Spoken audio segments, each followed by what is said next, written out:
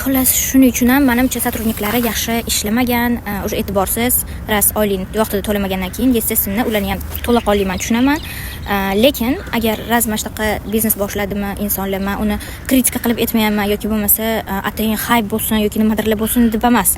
Meni lishniy fikrim, raz anaqa shov-shov qilib, yaxshi qilib reklamalar berib ochdinglarmi, yaxshi odamlar отзыв qildimi, o'shani ushlab turishga harakat qilish kerak menimcha zavedeniya egasi. Просто lishbi filial ko'p ochib, lishbi pul qozonish emas, o'shani kачествосiga, sotrudniklariga vaqtida maosh berishiga, chunki katta miqdorda sotrudniklar bo'shab ketishi bu ham qanaqadir signal bo'lish kerak boshliqqa. Bu normalni emas deb o'ylayman. Men ham aytmoqchi bo'lganim, meni oshqozonim ozgina buzildi. Uyat bo'lsam aytaman, ozgina ichim yugurtirdi.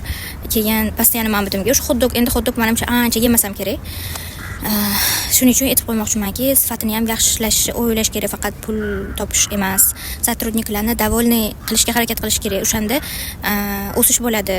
O'shanda xodimlar ham xohlab ishlaydi, hamma ishini qiladi. Unaqa ofisi yo'q bo'lsa, restoranga kelib hammaga eshittirib, bu temalarni ochib, bizga ozgina noto'g'riroq. Ularni tushunaman, nimaga? Chunki ular oylikni vaqtida olishmagan, o'sha uchun ham gapirishgan. Hamma hozir ayrim haterlar yozishligi mumkin. Sen kimsan? Oldin anaqa biznes o'zing ochib ko'rgan, undan keyin gaplashamiz. Nimaga odamlarning mehnatini nur qilasan, u yo'q deydi. Lekin bunga har doim bitta biznes ochayotgan odam tayyor turish kerak. Bu bir. Ikki, men 11 yil tajribaga ega mijoz tajribasi va servis dizayn menejeri bo'lib ishlaganman. Katta kompaniyalarda akkauntimda ham bemalol ko'rishingiz mumkin, qatlarda ishlaganimni. O'shaning uchun meni fikrimni qabul qilib, to'g'ri bundan qaror chiqarishadi degan umiddaman. Bu hech qanaqa yomonlash yoki hate emas. Va mijozlarga ko'proq sifatli servis ko'rsatish hamda ularni og'riqlarini bilib, keyin biznesni davom ettirish kerak deb o'ylayman. Chunki eng asosiy narsa shu. Hammanglarni yaxshi ko'raman, xayr.